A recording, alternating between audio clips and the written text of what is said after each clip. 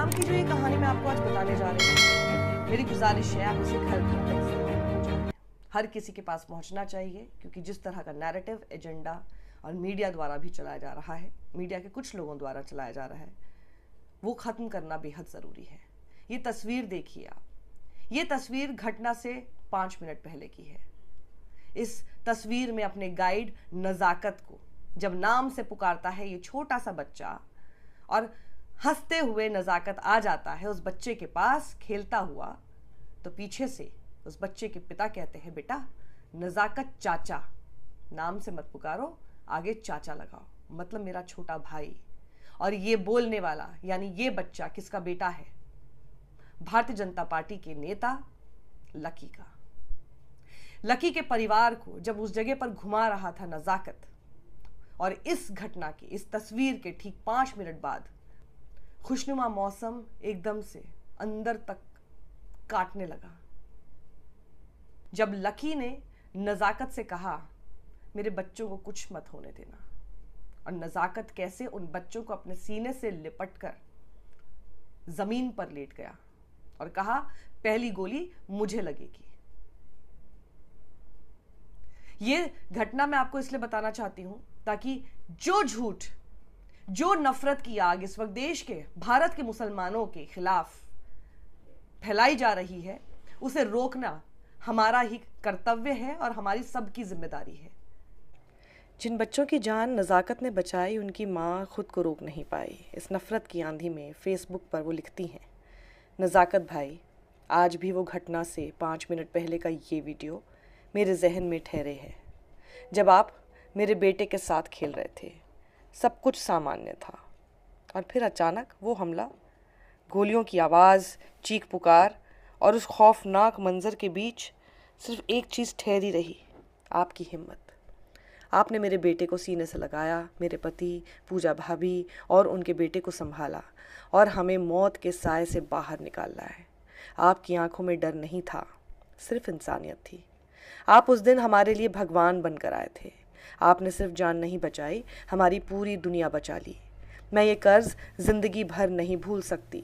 आप हमेशा हमारी दुआओं में रहेंगी। आपकी हमेशा शुक्रगुजार, एक माँ, एक पत्नी, एक बहन। और जिनके साथ ही घूमने गए थे अमित अग्रवाल, वो बीजेपी छत्तीसगढ़ में यूथ विंग के नेता हैं, उनका बच्चा और इनकी बेटी, दोनों एक साथ, जिसे सीने से लगाए रहा नजाकत। अमित अग्रवाल का भी वक्तव्य इंडियन एक्सप्रेस ने छापा है। पाकिस्तान का मुसलमान, भारत का मुसलमान, पाकिस्तान के आतंकवादी और भारत के मुसलमान, इनमें फर्क नहीं समझ में आ रहा आपको? आप में से कितने लोगों को, कितने हिंदुओं को लोगों ने आतंकवादी बता दिया था, जब वो एक हिंदू, सिरफिरा हिंदू, हाथ में बंदूक लिए, चेतन ठाकुर नाम का, ट्रेन में जाकर नाम पूछ पूछ कर लोगों को गोलियां मार रहा था। कितने लोगों ने आप सब हिंदुओं को आतंकी बताया था, बताइए। तो ये कैसे कर सकते हैं आप? खुद हमारी सरकार मान रही है कि पाकिस्तान से आए, ये आतंकवाद पाकिस्तान से फैलाया जा रहा है। तो आखिर पाकिस्तान के साथ जो एक कड़े कदम मोदी सरकार उठा रही है, वो इसीलिए तो उठा रही है। और मैं कहना चाहती हूं आप सब लोगों को, इस वक्त देश की सरकार के साथ हम सब लोगों को खड़ा होना चाहिए। वो जो कड़े कदम उठा रहे हैं, we should be with them. हमको बल्कि इस वक्त ये बताना है कि हम, ये सिर्फ देश की सरकार नहीं है, इस वक्त हम भारत पूरा एक है। जो वो चाहते थे करना, नाम पूछकर मारना, ये षड्यंत्र क्या था?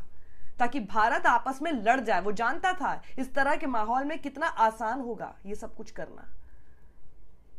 आपको पता है, मीटिंग के दौरान सांसद सुप्रिया सुले ने यह बताया, इंफॉर्मेशन दी कि कैसे भारतीय जनता पार्टी के कुछ आईटी सेल ऐसे हैंडल्स हैं जो कि भारत के मुसलमानों के खिलाफ इस तरह का जहर उगल रहे हैं। आपको पता है भारतीय जनता पार्टी को बैठकर अपने ऐसे सब लोगों के ट्वीट्स डिलीट कराने पड़ रहे हैं। ये मामला सिर्फ बैठकर, दूर बैठकर एक दूसरे को गाली देकर मजा लेने का नहीं है। ये देश की बात है, इतने लोगों की जान चली गई है। समझदारी से काम लीजिए। देश को दंगों की तरफ, और वो दूर बैठे आतंकी जिन्होंने सिर्फ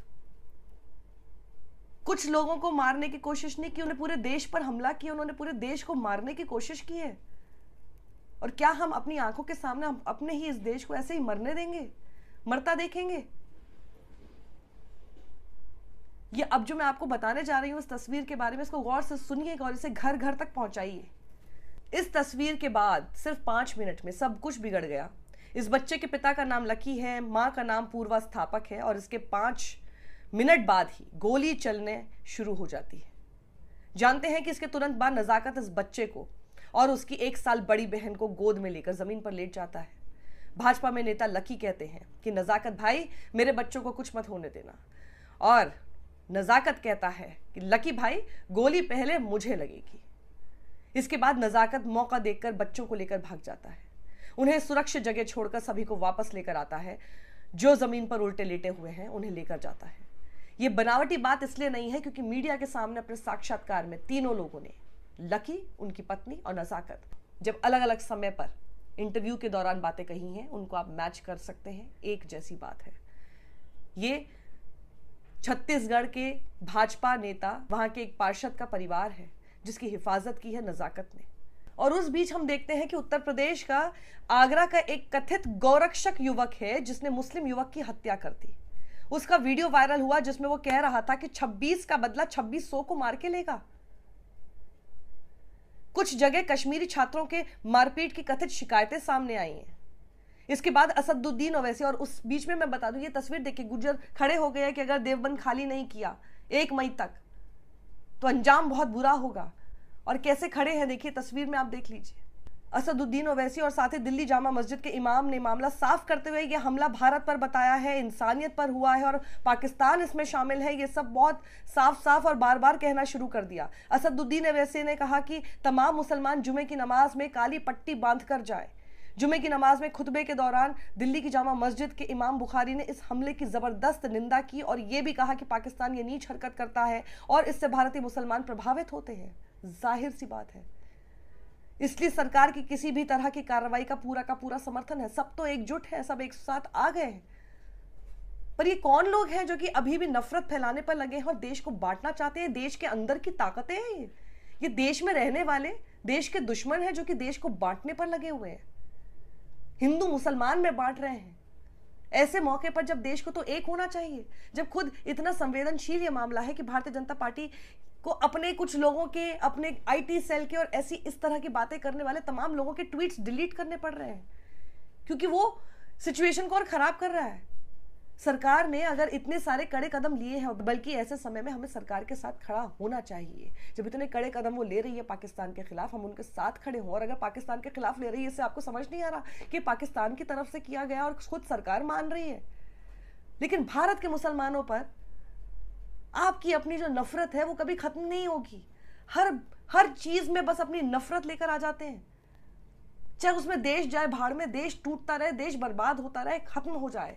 जो आतंकी हैं वहां पर बैठकर, जिनका मंसूबा यही था, वो बैठकर खुश होते रहे कि देखिए हमने क्या कर दिया। जो करना चाहते थे वो आप कर रहे हैं। They knew how you are going to react.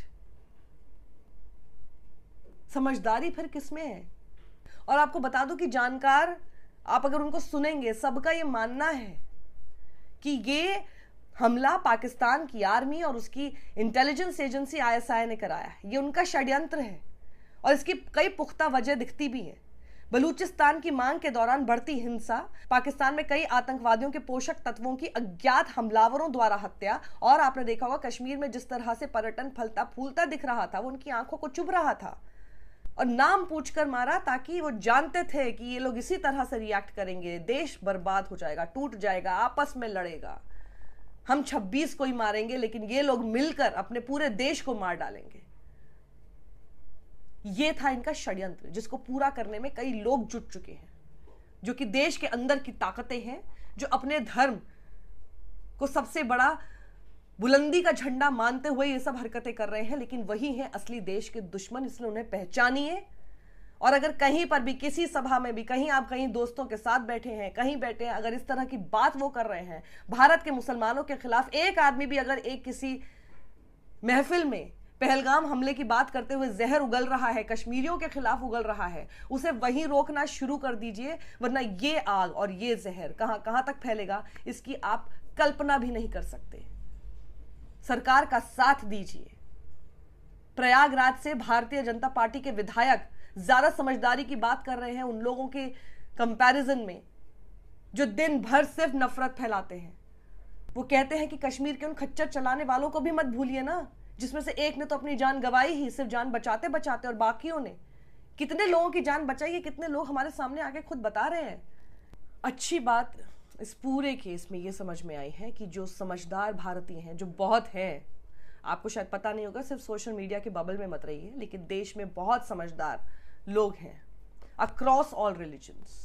उन्हें यह बात समझ में आ चुकी है, उन्हें यह बात समझ में आ चुकी है कि भारत के खिलाफ उसकी आत्मसम्मान पर यह एक बहुत बड़ा प्रहार पाकिस्तान की तरफ से हुआ है। और ऐसे समय में हमें एकजुट रहना है। यह देश का विपक्ष और सरकार जब साथ खड़ी हुई दिख रही है ऐसे मामले पर, इसी से समझ जाना चाहिए उन मूर्खों को। और इसीलिए ऐसी महफिलों में आपको ऐसा सिर्फ एक आदमी, दो आदमी माइनॉरिटी में दिखेंगे जो कि जहर उगलते हुए दिखाई देंगे। आपकी जिम्मेदारी है, आपकी जिम्मेदारी है कि उनको ऐसे जहर, ऐसी नफरत भरी बातें उगलने मत दीजिए। फिर चाहे वो आपके दोस्त क्यों ना हो, चाहे वो आपके रिश्तेदार क्यों ना हो, ऐसे लोगों को कॉल आउट करना उनकी बेहद ही घिनौनी बातों के लिए बेहद बेहद बेहद जरूरी है। क्योंकि ये सिर्फ आपसी रिश्तों की बात नहीं है, ये अब बात देश की अस्मिता की है, और ये बात हमारे भारत देश की है। हिंदुस्तान के लोगों पर ऐसा हमला किया गया है, और हमारी जो नींव है, जो हम एक साथ एकजुट प्यार से मिलजुल कर रहते हैं, उसके ऊपर बहुत बड़ा हमला है। उससे कौन लोगों को सबसे ज्यादा चिढ़ है, ये मुझे लगता है एक छोटा बच्चा भी ना, जो बोलना सीख जाता है, वो भी बता सकता है। तो आपको, अगर आप नफरत फैला रहे हैं, तो आपको ये बात कैसे समझ नहीं आ रही? और जिनको समझ आ चुकी है, इस वीडियो को ज्यादा से ज्यादा लोगों के साथ शेयर कीजिए, मेरी विनती है आपसे। और देश के मीडिया से कुछ लोग बहुत अच्छा काम कर रहे हैं, मैं पूरी मीडिया को इसमें एक साथ नहीं रखूंगी, कुछ लोग बहुत अच्छा काम कर रहे हैं, एंड थैंक्स टू देम कि ऐसे समय पर ये कितना सेंसिटिव मामला है, कितना सेंसिटिव टॉपिक है, इस बात को वो समझे। लेकिन कुछ लोग अभी भी नहीं सुधरेंगे, और वो लोग कौन है उनकी पहचान कीजिए, कॉल देम आउट।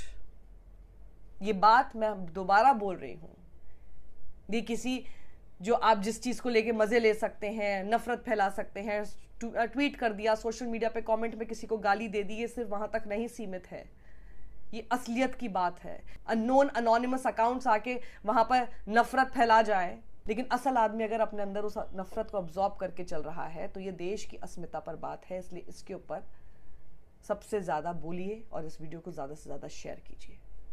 सत्यमेव जयते।